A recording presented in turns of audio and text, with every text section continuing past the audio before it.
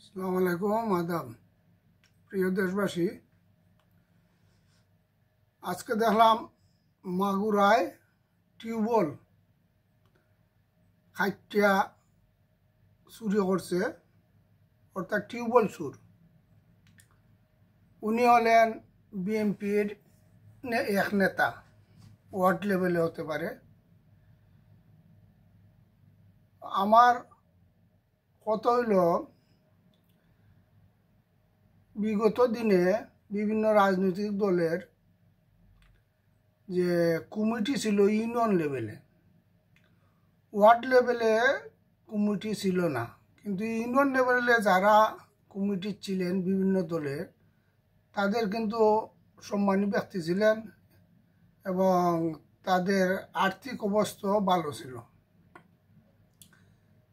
কিন্তু আমি যতটুকু স্মরণ কইরা বলতেছি, 97-এর পরে আওয়ামী লীগ সরকার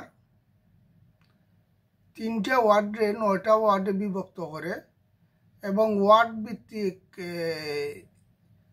কর্মী সংগ্রহ করে। পরবর্তীতে অন্যান্য দলও এই একই পদ্ধতি অনুসরণ করে। একটা ওয়ার্ডের মধ্যে কয়জন লোক রাজনৈতিক সচেতন আছে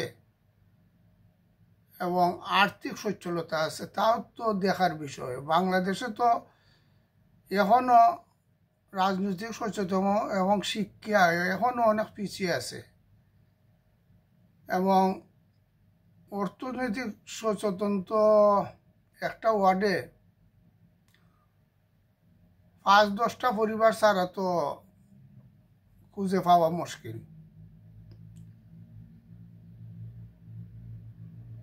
বাংলাদেশে 40টা দল আছে, 40টা দলে যদি একটা ওয়ার্ডে 11 জন কইরা সদস্য সংগ্রহ করে, তাহলে তো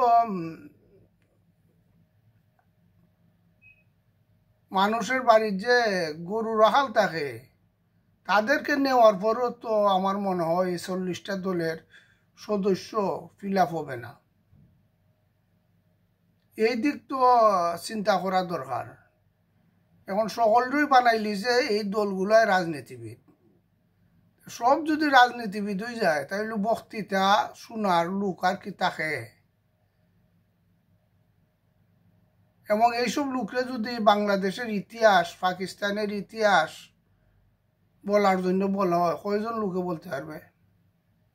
লন্ডন যারা বিভিন্ন দেশ থেকে আসে, তারা যদি আগে এই দেশের ইতিহাস এবং কিছু হিস্টোরি তাদের জানতে হয়, না জানলে তারারে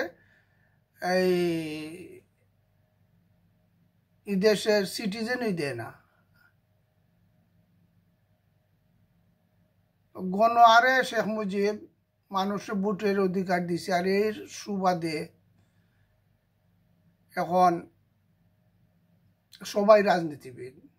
আর কিছু লোক আছে তাদের নাই কর্ম, নাই কোনো ধরনের ব্যবসা, নাই আউরে জমিন, এরাও রাজনীতিবিদ। তাহলে এইসব লোক যদি রাজনীতিবিদ হয়, এরা গরু চুর আর নৌকা চুর আর ধান চুর ছাড়া আর কোনো তাদের ব্যবস্থা আছে? দলের নেতারা যখন ডাক দেয় মিছিলে যাও, ওই দিন যখন তারা মিছিলে যায়, তাদের পরিবারের খাওয়ান খেয়ে দেয়। তাহলে গ্রামগঞ্জে এবং শহরে যারা টুকাই আছে, এরা বিভিন্ন দোকান মার্কেটে সাদাবাজি ছাড়া এদের আর কোনো রাস্তা আছে? তাহলে এগুলা তো দলগুলা বোঝা উচিত। গণহারে রাজনীতিবিদ যদি বানাইলা সকলরে, তাহলে এইসব দুর্নীতিবাজ লোকরাই তো রাজনীতিবিদ হইবে। এখন শোনা যায় 11টা ওয়ার্ড বানার একটা ইউনিয়নে, পৌরসভায়। তাহলে 11টা ওয়ার্ড যদি হয় আর প্রত্যেকটা ওয়ার্ডে মেম্বার এবং কাউন্সিলর নির্বাচিত হয়, 2টা 8টে মিলে এখন মেম্বার বানাই লব। তাহলে এইসব মেম্বার যাইয়া কি যারা মোটামুটি রাজনৈতিক সচেতন তারা কয়জন যাই এই মেম্বারই তার কাউন্সিলীয় প্রতিদ্বন্দ্বিতা করবে, এটা তো একটা চিন্তার বিষয়। মেম্বার অথবা কাউন্সিল নির্বাচিত হওয়ার পর তাদের মধ্যে চেয়ারম্যান মেয়র হইবে। তাহলে এই যে ঢাকায় বৈশা যারা এই পদ্ধতি তারা আনতেছে, আমার তো মনে হয় এটা আর একটা বড় ধরনের দুর্নীতি সৃষ্টি হইবে। এবং কয়জন মানুষ রাজনৈতিক সচেতন মেম্বার হতে পারবে আর কয়জন কাউন্সিলর হতে পারবে? এই বাংলাদেশে তো কত পার্সেন্ট রাজনৈতিক সচেতন আছে আর কত পার্সেন্ট শিক্ষা আছে গ্রামগঞ্জে, এগুলো তো চিন্তার ব্যাপার। আর অনেকরে দেখি হসপিটাল গেল বিএনপির অমুক নেতার বাপ হসপিটাল, আওয়ামী লীগের অমুক নেতার বাপ হসপিটাল।